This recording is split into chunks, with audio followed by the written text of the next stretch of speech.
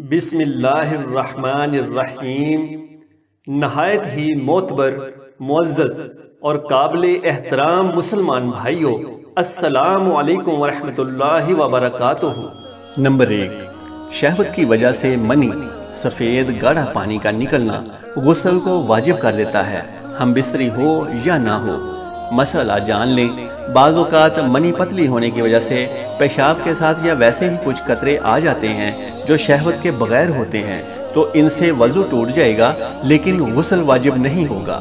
Number 2، احتلام سے بھی غسل واجب ہو جائے گا، یعنی نیند میں منی نکل آئے اور بیدار ہونے پر اس کا اثر کپڑوں پر موجود ہو تو غسل واجب ہو جائے گا۔ مسئلہ جان لیں، احتلام یاد ہو لیکن اس کا اثر کپڑے وغیرہ پر نہیں تو غسل واجب نہیں۔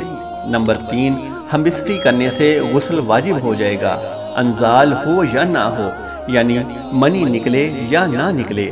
نمبر 4، عورت کا ماہواری کے بعد غسل کرنا واجب ہے۔